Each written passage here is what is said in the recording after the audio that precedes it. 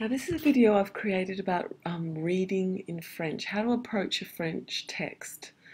It might seem a bit daunting reading something completely in French, but there are little tricks that will make it easier for you so that you can start to practice reading in French more and more, because this will increase your vocabulary, give you more confidence, and also help your writing as well.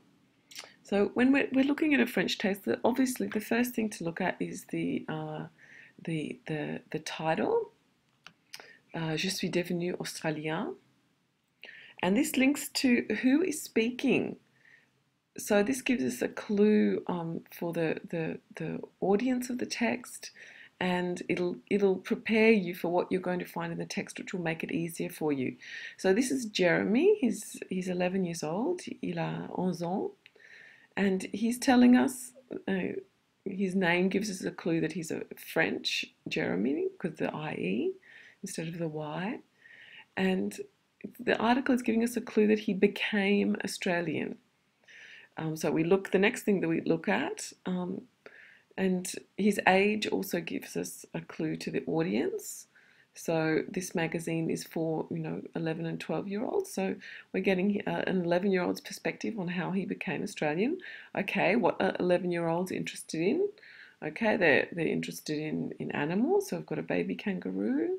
We've got camel riding. We've got another animal here. We've got a map. Which gives us a link to New Caledonia, the closest French-speaking neighbour to Australia, and gives us a link to France and Australia. So this visually shows us that he's come from here and now he's living here and he has become Australian. Our very own Bondi Beach is also in the article, so that also gives us a clue of where he lives. Okay, where he's travelled, where he lives. And already we're starting to get prepared. Asking ourselves the questions, how does somebody, a 11-year-old French boy, become Australian? What kind of experiences has he had to become Australian? All right, obviously experiences with the animals, the iconic Bondi Beach environment, and then we can start looking deeper at the text. The paratextual features here, we've got carnet, you can't really see it here, but it's carnet de voyage, which means like a travel log. So we're looking at a travel log. What person is the travel log written in? Usually first person, and that also comes from the title, je suis. So it's written in the first person. And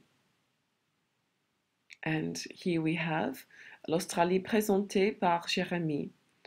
Okay, so now he's giving us his kind of précis of what Australia is all about. So that's over here. We've got a little subtitle here of marshmallow grillé. Okay, something. Of course, he's French. He loves food. They all love food. So this is a bit of a difference, a cultural difference here.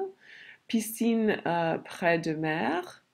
So he's the pool so close to the sea, surrounded by the sea. That's also something that's he's appreciated as a new Australian. Baby kangaroos. Okay, this experience is something he definitely wouldn't have had in France, and also Australian camels. That's something that he also wouldn't have had in France. So we've got here in italics, we've got his words. For example, le week-end, raconte Jeremy.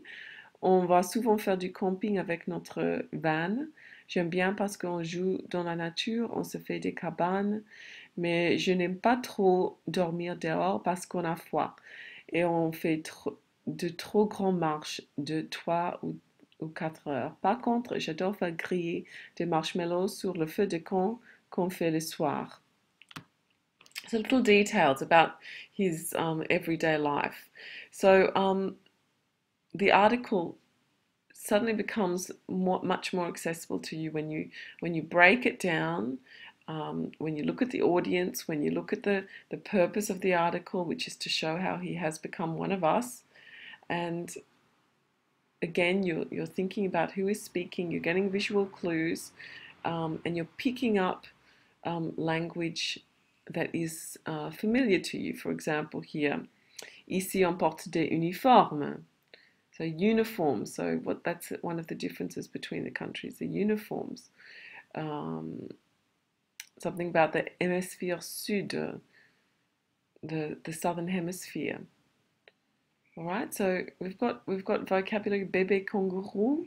We've got vocabulary. We've got English vocabulary Joey. Okay, that we see in the article, and so that definitely makes it much more possible for us to read the article. All right, I hope this has helped and given you a little bit of an intro on how to read French texts.